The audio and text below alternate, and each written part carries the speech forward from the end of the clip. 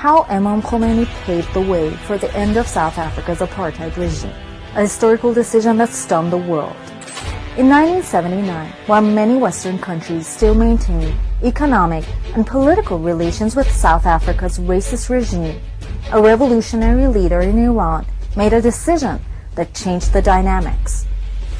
Imam Khomeini issued an unprecedented decree to cut off all relations with the apartheid regime, emphasizing that the Islamic government would never cooperate with racist regimes. This decision cut off 90% of South Africa's oil supply overnight. In the 1970s, under Shah Pahlavi's rule, Iran was South Africa's largest oil supplier. Statistics show that in 1978, Iran provided more than 90% of the apartheid regime's oil needs, approximately 195,000 barrels per day. This vast oil export formed the backbone of the racist regime's economy. Additionally, the two countries had extensive military cooperation, and their trade volume exceeded $300 million annually. At this time, black people, who made up 80% of the population, were deprived of basic human rights. They had no voting rights, couldn't live in white areas, and were even denied passports.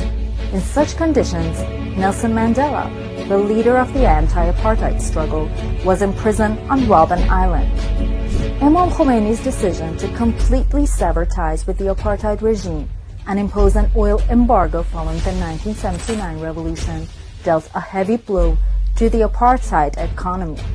South Africa was forced to procure its oil through intermediaries at much higher prices, imposing heavy costs on its economy and challenging its survival. This firm stance wasn't limited to South Africa.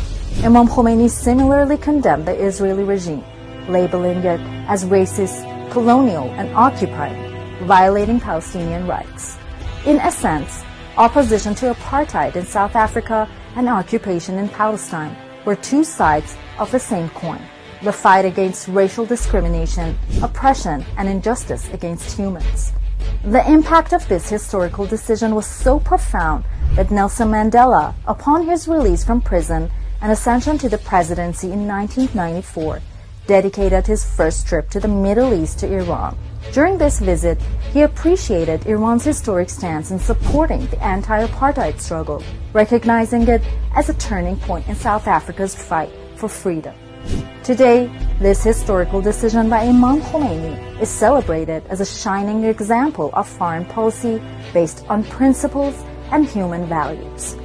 A policy that demonstrated how to stand for justice and human rights beyond short-term economic interests, leaving a lasting mark on history.